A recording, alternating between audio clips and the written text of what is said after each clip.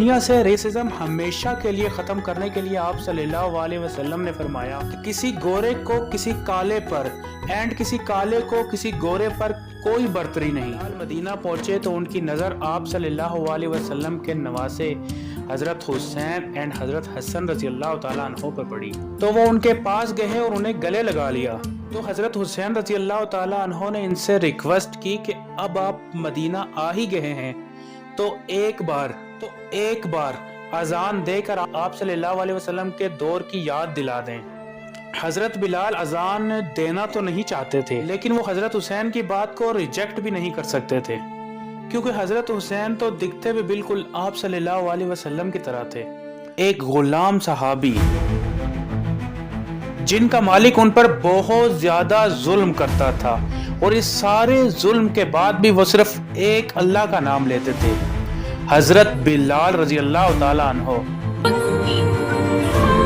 یہ تو ہم سب جانتے ہیں کہ حضرت بلال بچپن سے ہی ایک غلام تھے، لیکن یہ ہمیشہ سے ایسا نہ تھا۔ ایک وقت ایسا تھا جب حضرت بلال کے خاندان کی بادشاہت پورے افریقہ میں پھیلی ہوئی تھی، اور ان کی ماں اس پوری بادشاہت کی ایک پرنسس تھیں۔ لیکن جب ابرہا نے کعبے کے اوپر حملہ کیا تو ابرہا کی فوج کے ساتھ حضرت بلال کی ماں پرنسس حمامہ بھی تھی۔ ابرہا تو اس حملے میں ہلاک ہو گیا، کہ جس کا ذکر قرآن میں بھی ہے۔ کیا تم نے نہیں دیکھا کہ تمہارے پروردگار نے ہاتھی والوں کے ساتھ کیا کیا؟ لیکن حضرت بلال کی ماں کو مکہ والوں نے غلام بنا لیا، اور مکہ کے بازار میں حبشہ کی شہزادی ایک غلام کے طور پر فروخت ہو گئی۔ لیکن انہیں خریدنے والا مکہ کا ایک بہت زیادہ ظالم انسان امیہ بن حلف تھا۔ اسی سال جب ابرہا ہلاک ہوا اور حضرت بلال کی ماں غلام بنی، تو ٹھیک اسی سال اللہ کے آخری نبی رسول اللہ صلی اللہ علیہ وسلم مکہ میں پیدا ہوئے۔ امیہ بن حلف نے حمامہ کی شادی مکہ کے ایک اور غلام کے ساتھ کروائی، اور آپ صلی اللہ علیہ وسلم کی پیدائش کے 10 سال بعد حضرت بلال رضی اللہ تعالیٰ عنہ پیدا ہوئے۔ لیکن مکہ کے قانون کے مطابق غلام تو غلام، جو اس غلام کے بچے ہیں وہ بھی اسی مالک کے غلام رہتے ہیں۔ جب حضرت بلال کی عمر 30 سال ہوئی تو انہی کے شہر مکہ میں آپ صلی اللہ علیہ وسلم پر پہلی وحی نازل ہوئی۔ اس کے بعد آپ صلی اللہ علیہ وسلم نے مکہ میں اسلام کی دعوت دینا شروع کر دی، اور یہ سب دیکھ کر مکہ کے سارے بڑے سردار آپ صلی اللہ علیہ وسلم کے دشمن بن گئے، اور حضرت بلال کا مالک امیہ بن حلف بھی آپ صلی اللہ علیہ وسلم کا دشمن بن گیا۔ لیکن جب امیہ بن حلف آپ صلی اللہ علیہ وسلم کی باتیں کسی کے ساتھ کرتا تو حضرت بلال چھپ کر اس کی باتیں سن لیتے۔ تو حضرت بلال کہتے کہ آپ صلی اللہ علیہ وسلم جو باتیں کہہ رہے ہیں وہ تو بالکل ٹھیک ہیں، پھر یہ مکہ کے سردار اتنی زیادہ نفرت ان سے کیوں کرتے ہیں؟ اور یہ سب سن کر حضرت بلال کے دل میں آپ صلی اللہ علیہ وسلم کے لیے محبت بڑھ گئی، اور جب مکہ میں مسلمانوں کی تعداد بڑھنے لگی تو مکہ کے سردار مسلمانوں کے اوپر بہت زیادہ ظلم کرنا شروع ہو گئے۔ لیکن ایک دن امیہ بن خلف مکہ میں کسی سے آپ صلی اللہ علیہ وسلم کے سلسلے میں بات کر رہا تھا، تو سامنے والے نے اس سے کہا، امیہ تم تو بہت بڑی بڑی باتیں کرتے ہو، لیکن تمہارا غلام بلال تو محمد سے ملا ہوا ہے۔ اور یہ سب سن کے امیہ کو بہت زیادہ غصہ آیا، کیونکہ حضرت بلال اس کے بیسٹ غلام تھے۔ یہ سب کچھ دیکھ کر اس نے اگلے ہی دن حضرت بلال کو ٹارچر کرنا شروع کر دیا۔ اس نے حضرت بلال کو کوڑے مارے، اور جب اس کا دل کوڑوں سے بھی نہ بھرا تو اس نے حضرت بلال کو تپتی دھوپ میں کھڑا کر دیا۔ اور جب ان ساری باتوں سے اس کا دل نہ بھرتا تو وہ حضرت بلال کو مکہ کے آوارہ لڑکوں کے حوالے کر دیتا۔ وہ حضرت بلال کے ہاتھ پاؤں باندھ کر مکہ کی گلیوں میں گھسیٹتے تھے، اور جب ان سب چیزوں سے بھی اس کا دل نہ بھرتا تو وہ حضرت بلال کو ریت کے اوپر لٹا کر ان کے اوپر پتھر رکھ دیتا، اور ان سے کہتا کہ ہمارے بتوں کو پکارو۔ لیکن حضرت بلال صرف ایک ہی بات کرتے، احد احد۔ اور یہ سب سن کر امیہ کو اور زیادہ غصہ آیا، تو اس نے حضرت بلال کے اوپر ایک اور پتھر رکھا، اور اس کی وجہ سے حضرت بلال بے ہوش ہو گئے۔ حضرت بلال کی یہ حالت دیکھ کر حضرت ابو بکر صدیق رضی اللہ تعالیٰ عنہ امیہ بن حلف کے پاس گئے، اور اس سے کہا، اب بس کرو، کب تک اس کے اوپر ظلم کرتے رہو گے؟ تو اس نے غصے سے کہا اگرچہ تمہیں بلال پر اتنا زیادہ رحم آ رہا ہے تو تم اسے خرید لو مجھ سے۔ تو اس پر ابو بکر صدیق رضی اللہ تعالیٰ عنہ نے امیہ سے کہا کہ مانگو، تم کیا قیمت مانگتے ہو بلال کی مجھ سے؟ تو امیہ نے یہ دیکھ کر حضرت بلال کی قیمت 4 گنا زیادہ لگائی، لیکن ابو بکر صدیق رضی اللہ تعالیٰ عنہ نے امیہ سے حضرت بلال کو منہ مانگی قیمت میں خرید لیا۔ تو یہ دیکھ کر امیہ نے حضرت ابو بکر صدیق رضی اللہ تعالیٰ عنہ سے کہا اگر جب تم مجھے اس غلام کی اس سے کم قیمت دیتے تو بھی میں اسے تمہیں بیچ دیتا۔ اس پر حضرت ابو بکر صدیق رضی اللہ تعالیٰ عنہ نے کہا کہ اگرچہ اس بلال کی قیمت تم مجھ سے 100 دینار بھی مانگتے تو بھی میں دے کر اسے تم سے خرید لیتا۔ اور یوں حضرت بلال آزاد ہو کر پھر آپ صلی اللہ علیہ وسلم کی محفل میں باقی مسلمانوں کے ساتھ جانا شروع ہو گئے۔ حضرت بلال اور باقی تمام غلاموں کو آپ صلی اللہ علیہ وسلم کی محفل میں بالکل عام لوگوں کی طرح ٹریٹ کیا جاتا، اور ان غلاموں کو اتنی زیادہ عزت ملتے مکہ کے سردار بہت زیادہ غصہ ہونا شروع ہو گئے، اور آپ صلی اللہ علیہ وسلم سے انہوں نے کہا کہ ہم آپ سے تب ملیں گے جب تک آپ ان کالے اور کمتر غلاموں کو اپنے سے دور نہ کر دیں۔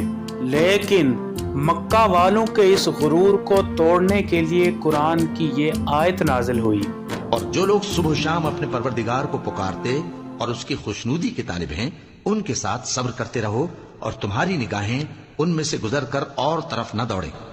اور اسی لیے آپ صلی اللہ علیہ وسلم مکہ کے سرداروں کو چھوڑ کر ان کمزور لوگوں کا ساتھ دیتے تھے، اور یہ سب دیکھ کر مکہ والوں نے مسلمانوں کو مارنے کی تیاریاں شروع کر دی، اور جب مکہ میں رہنا مشکل ہوا تو پھر مسلمانوں نے مکہ سے مدینہ کی طرف ہجرت کی۔ تو حضرت بلال بھی آپ صلی اللہ علیہ وسلم کے ساتھ مدینہ چلے گئے۔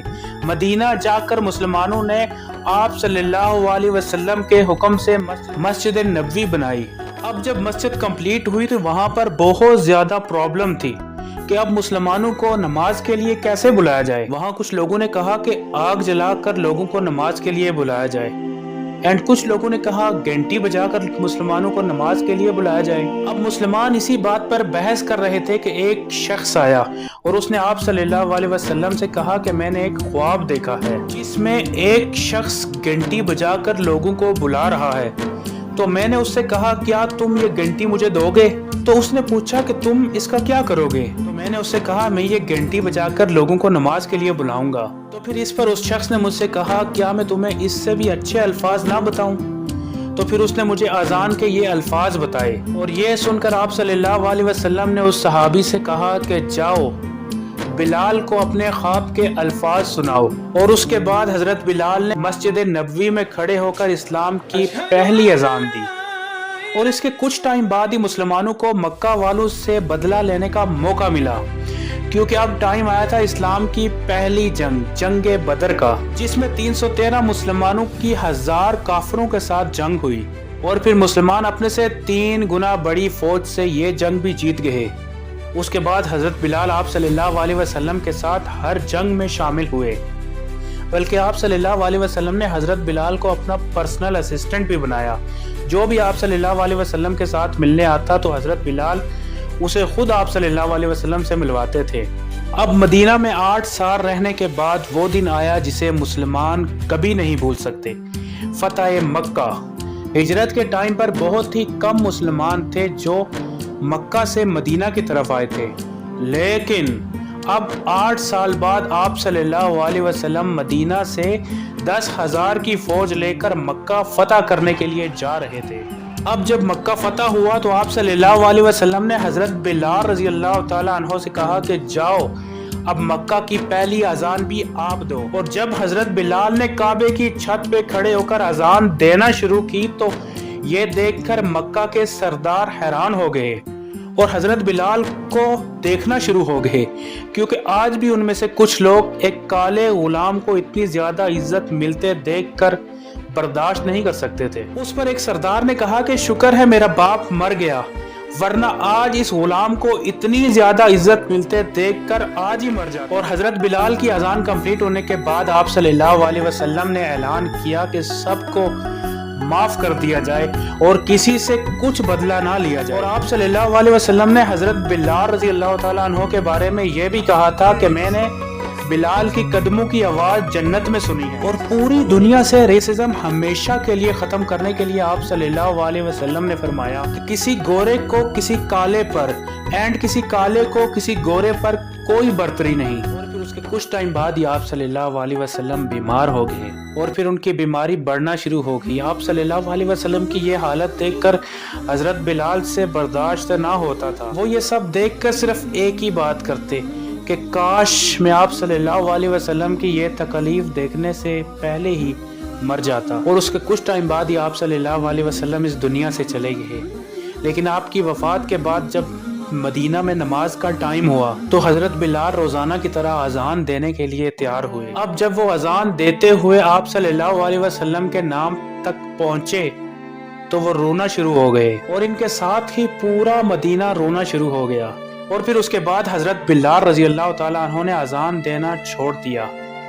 वो आप सल्लल्लाहु अलैहि वसल्लम की जुदाई बर्दाश्त ना कर सके और वो मदीना छोड़कर शाम की तरफ चले गए। अब जब खलीफा उमर के दौर में मुसलमानों ने मस्जिद अक्सा बनाई तो हजरत उमर रजी अल्लाह ताला अन्हु ने हजरत बिलाल से रिक्वेस्ट की कि इस मस्जिद में भी पहले अजान आप ही दें। और फिर यूं इस तरह इस्लाम की तीनों Holi cities Medina, Mecca and यरूशलेम में भी पहली अजान हजरत बिलाल रजी अल्लाह ताला अन्हु ने दी। और अब हजरत बिलाल की जिंदगी की आखिरी अजान का टाइम आया। एक दिन हजरत बिलाल शाम में अपने घर में आराम कर रहे थे कि सोते हुए उन्हें एक ख्वाब आया कि ख्वाब में आप सल्लल्लाहु अलैहि वसल्लम हजरत बिलाल से कहते हैं कि बिलाल अब क्या हुआ है कि तुम अब हमारे पास नहीं आते। ये देखकर हजरत बिलाल रोना शुरू हो गए और मदीना की तरफ चले गए। लेकिन जब हजरत बिलाल मदीना पहुंचे तो उनकी नज़र आप सल्लल्लाहु अलैहि वसल्लम के नवासे हजरत हुसैन एंड हजरत हसन रजी अल्लाह ताला अन्हो पर पड़ी। तो वो उनके पास गए और उन्हें गले लगा लिया। तो हजरत हुसैन रजी अल्लाह ताला अन्हो ने इनसे रिक्वेस्ट की कि अब आप मदीना आ ही गए हैं तो एक बार अजान देकर आप सल्लल्लाहु अलैहि वसल्लम के दौर की याद दिला दें। हजरत बिलाल अजान देना तो नहीं चाहते थे लेकिन वो हजरत हुसैन की बात को रिजेक्ट भी नहीं कर सकते थे क्योंकि हजरत हुसैन तो दिखते भी बिल्कुल आप सल्लल्लाहु अलैहि वसल्लम की तरह थे। तो फिर हजरत बिलाल आगे बढ़े और मस्जिद नबवी में खड़े होकर अजान देना शुरू हुए। जैसे ही हजरत बिलाल ने अजान देना शुरू की तो उनकी आवाज सुनकर लोग हैरान हो गए। लोग अपना काम छोड़कर मस्जिद नबवी की तरफ भागना शुरू हो गए। लोगों को हजरत बिलाल की अजान की आवाज सुनकर आप सल्लल्लाहु अलैहि वसल्लम और उनके वो सहाबी जो अब इस दुनिया में नहीं रहे उन सब की याद आना शुरू हो गई। लेकिन जैसे ही हजरत बिलाल आप सल्लल्लाहु अलैहि वसल्लम के नाम तक पहुंचे तो वो रुक गए और फिर से रोना शुरू हो गए और उनके साथ पूरा मदीना भी रोना शुरू हो गया। और ये थी हजरत बिलाल की आखिरी अजान। फिर उसके बाद वो शाम चले गए। वहां जाकर वो फौत हो गए जहां आज तक उनकी कब्र है। कहा जाता है हजरत बिलाल की कोई औलाद नहीं थी। सब्सक्राइब।